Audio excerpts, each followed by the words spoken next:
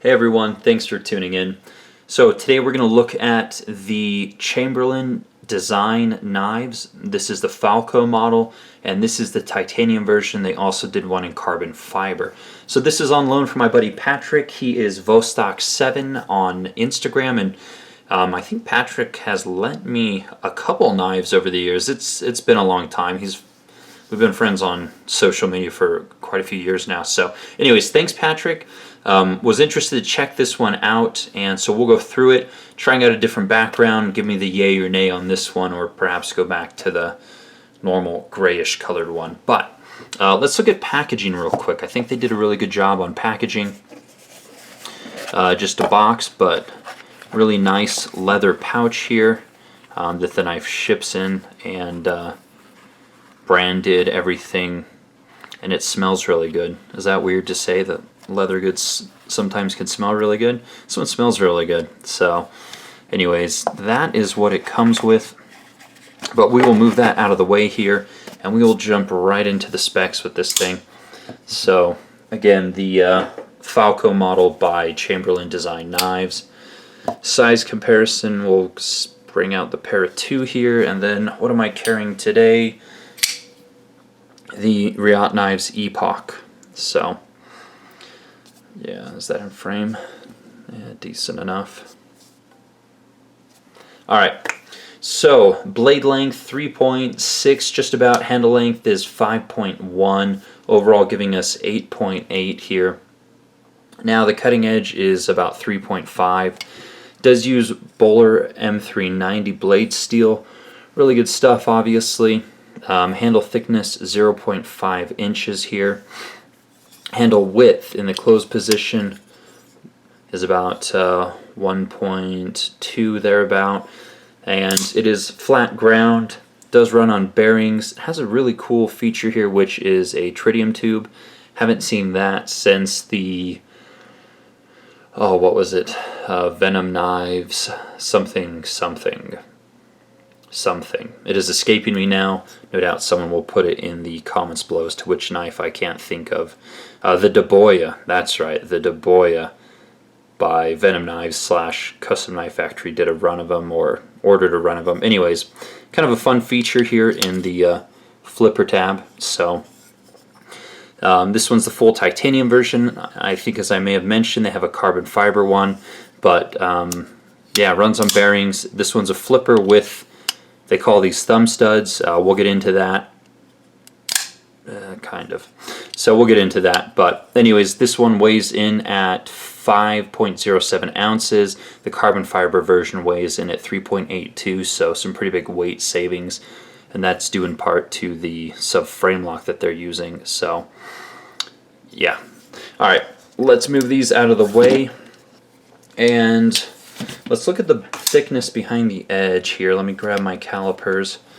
It uses a flat grind, comes down to a pretty keen edge. We're going to go right here, a little further back, 0.024. So we'll call it 0.025, which is the same thickness as the pair of two. Blade stock is pretty comparable as well. So anyways, carry a little bit, cut a little bit with it. Haven't put too much use on it since it is on loan, and don't want to abuse it here. But overall impressions, I mean, the fit and finish is good. I like the design. I mean, the design is really what spoke to me, especially the decorative pivot here. But fit and finish is pretty good. Obviously using good materials. Price point $200 is very fair. This was a Kickstarter funded project, and you know, it was definitely made overseas, somewhere in mainland China most likely. The company itself is based out of Hong Kong. So yeah, I mean, it's decent. There's actually a number of things that I would have done differently, or would have preferred differently on this one, but we will get into it here. So we'll start with the blade. Tonto grind, you know, full flat, covered in lint here. Full flat grind of that M390. So, you know, the blade is really nice, actually. Very keen edge, came very sharp. I like the Tonto shape they used for this one. And yeah, Yeah, the blade's well done. Jimping up top is actually quite functional. It does a pretty good job. The flipper tab here again has the tritium vial, so if you're in the dark, you might be able to find this on your nightstand or something, but I don't know why you'd be cutting anything in the dark. Anyways, it's fun. It doesn't have to be functional. It's a fun feature. Flipper tab is pretty decent. It does use a pullback method. One thing I did find though that I'm not terribly a fan of, so when you put jimping on the handle, it should never extend past the flipper tab, which they did, or they did not do. They did not extend it past the flipper tab, but when you get your finger fully on this thing and you pull back, you do end up hitting it on the handle. So I would have simply omitted the jimping on the handle altogether, just due to the style of the flipper tab and where your finger drags essentially, which is kind of on it a little bit. Not a huge issue, not a make or break by any means, but one of those little things. So, thumb studs, that is on the blade, and we are talking about the blade. The thumb studs are all but unusable. As you can see, I mean, they're polished essentially, and the clearance is, you know, fairly minimal from the, you know, from the handle there. So when you're on this thing, I mean, you could sit there and do that all day. You really have to concentrate. You have to like preload, and you can get it. So, I mean, yeah, if your hands were at all damp or wet, I mean, you're just not going to get it. There's no traction on the thumb studs. So in reality, they're pointless. As much as I hate to say it, they just really are. And, you know, even with, you know, I like that they added this here, but the other problem that the thumb stud creates is they had to do a cutout in the lock bar here to accommodate the thumb stud. And the problem is that's right where you go to disengage it. So you've got this weird dip in the frame cutout where your thumb ends up going, and it's not terribly comfortable to disengage, and it's got a, not a hard, but it's got a robust lock bar tension, and so that, I don't like that at all. Typically what you'll have here is you'll see, you know, a manufacturer will cut down a little bit extra on the show side and leave the lock side a little bit higher for ease of disengagement. This essentially does the exact opposite of that.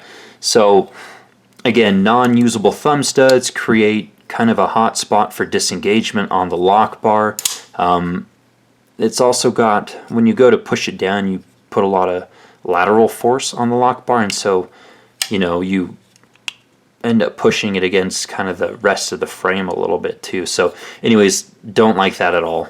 It's also not terribly comfortable in my hand, you know, on the finger either when you bear down on this thing as well. So I would just completely omit these thumb studs, and I would remove this and, you know, put that material back here on, you know, put it back on the frame. So again, one of those nitpick things, but yeah, that's what I would do differently. So, I mean, the rest of the handle is very well done. Some attractive milling.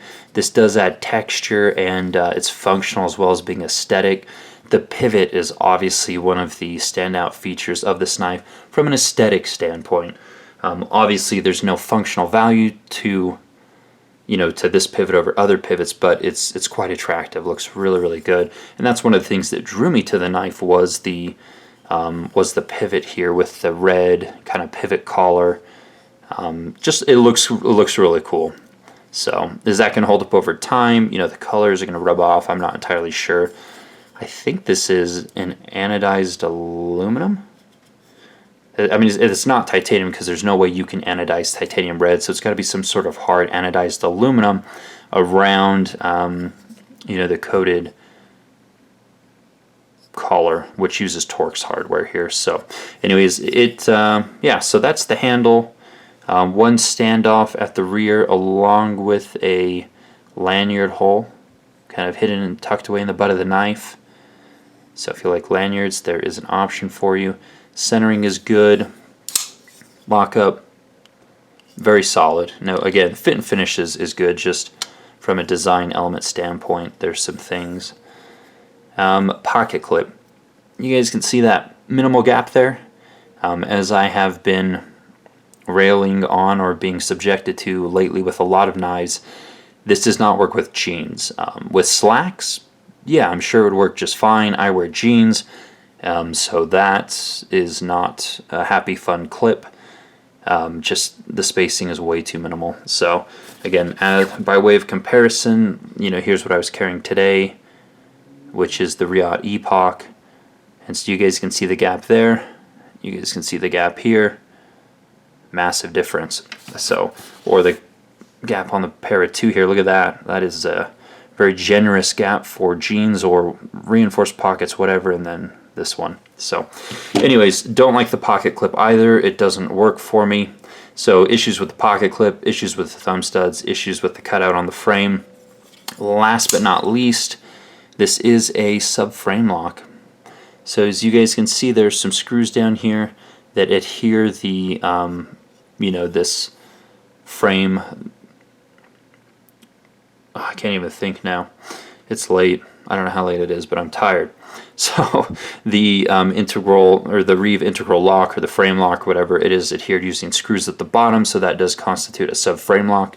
Now, since they did this knife in titanium and carbon fiber, that does, go to ease of manufacturing, because they can essentially create the same lock bar and do all the exact same milling on the carbon fiber side. The carbon fiber one is carbon fiber on both sides with the frame lock. So when you're not using a subframe lock, it becomes really difficult to have a carbon fiber lock side. So anyways, if this was manufactured in the US, they would be getting a letter from, Kai USA, no doubt. But since it's, a company out of Hong Kong / mainland China, not sure where that stands in terms of, ability to protect the subframe lock on an international scene. So anyways, flipping action, pretty good. It's strong. It's really smooth. It's decent. Overall, I do like the knife. Obviously some design quirks that I would do differently. Hopefully they can fix those if they do subsequent runs. Again, it was Kickstarter, so I don't know if they would need to utilize Kickstarter again to get another round of funding to make these knives, or if they have shored away enough cash to do another run or another model or another knife moving forward. Hard to say, but they're available at a bunch of different US distributors and dealers. So alright, so that is the Chamberlain Design Knives Falco. Interesting knife. I'm glad I got to check it out. Again, from an aesthetic standpoint or design standpoint, a lot of things that I like about it. Hopefully they can address some of the non or less functional things on the knife with subsequent designs. So anyways, that is this knife. Thanks again, Patrick, for letting me borrow it. More videos to come, and as always, thanks for watching. You guys can follow me on Instagram for daily content. Take care.